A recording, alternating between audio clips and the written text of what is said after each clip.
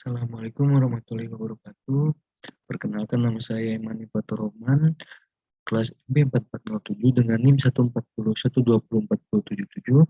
Di sini saya akan menjelaskan tentang materi biaya modal, cost of capital. Untuk struktur modal, kapital struktur adalah perbandingan atau imbangan utang jangka panjang terhadap modal sendiri. Kebutuhan dana pers dari modal sendiri berasal dari modal saham. Laba ditahan, pendanaan yang berasal dari luar yaitu dari utang, debt financing. Struktur modal yang optimal dapat meminimalkan biaya penggunaan modal keseluruhan atau biaya modal rata-rata sehingga memaksimalkan nilai perusahaan. Untuk definisinya, modal kapital, dana yang digunakan untuk membiayai pengadaan aset dan operasional suatu perusahaan.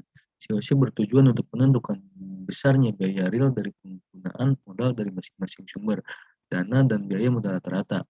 Biaya modal rata-rata digunakan untuk menentukan diterima atau ditolaknya suatu usul investasi dengan membandingkan ROR dengan COC. Biaya modal, COC merupakan biaya yang harus dikeluarkan atau dibayar oleh perusahaan untuk mendapatkan modal yang digunakan untuk investasi perusahaan. Perhitungan biaya modal sangat penting karena maksimalisasi nilai perusahaan mengharuskan biaya-biaya termasuk biaya modal diminimumkan.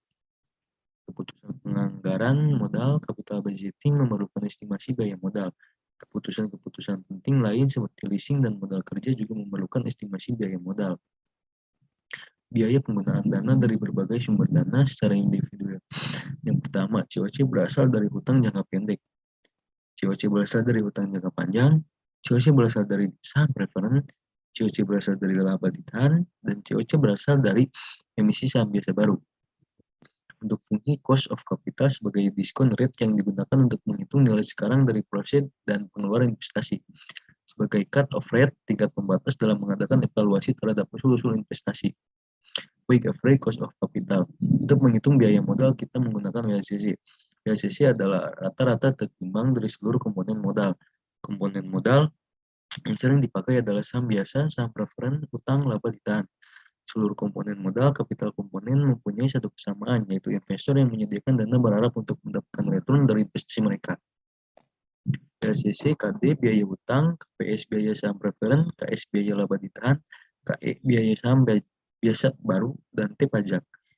Dan rumusnya WACC sama dengan BD dikali KD kurung buka S kurung buka 1 kurangi T tambah WPS kali KPS tambah WS KS atau KE. Biaya utang cost of debt. Biaya utang sama dengan KD atau yield to maturity, yaitu tingkat keuntungan yang dinikmati oleh pemegang untuk membeli obligasi. Dalam perhitungan WACC kita memakai biaya utang setelah pajak KD 1 min T. Dan untuk biaya utang, notes penggunaan utang sebagai modal menurunkan penghasilan yang dikenai pajak karena bunga yang harus dibayar. Karena itu penggunaan utang dapat mengurangi pajak yang dibayar, tax deductible. Untuk biaya saham preferen KP, biaya saham preferen adalah tingkat keuntungan yang dinikmati pembeli saham preferen KP. KP sama dengan DP, PN. DP sendiri yaitu dividen saham preferen tahunan, PN sendiri harga saham preferen bersih yang diterima perusahaan penerbit setelah dikurangi biaya peluncuran saham atau flotation cost. Dividen saham preferen tidak tax deductible. Perusahaan menanggung semua beban biaya. Tidak ada penyesuaian atau penghematan pajak seperti biaya utang. Biaya saham biasa baru KE, apabila saham biasa baru diterbitkan, berapa tingkat pengembalian rate of return yang harus perusahaan peroleh untuk menarik pemegang saham baru? KE. Tapi perusahaan harus memperoleh pendapatan lebih dari KS karena adanya flotation cost biaya untuk menarik saham. Biaya saham biasa baru KE. Hanya sebagian kecil perusahaan yang sudah matang atau matur mengeluarkan saham biasa baru karena biaya flotation yang tinggi. Investor menanggapi penerbitan saham biasa baru sebagai sinyal negatif. Biasanya manajer perusahaan melakukan ini karena mereka berpikiran bahwa harga saham sekarang lebih tinggi daripada nilai sesungguhnya. Supply saham naik. Harga saham turun, flotation cost akan mengurangi penerimaan perusahaan dari penjualan saham.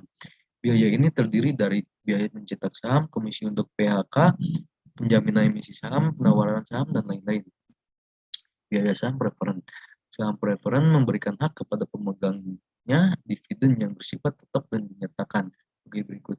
Jumlah rupiah, misalnya rupiah saham preferen menunjukkan bahwa pemegang saham ini berhak menerima dividen RP per tahun.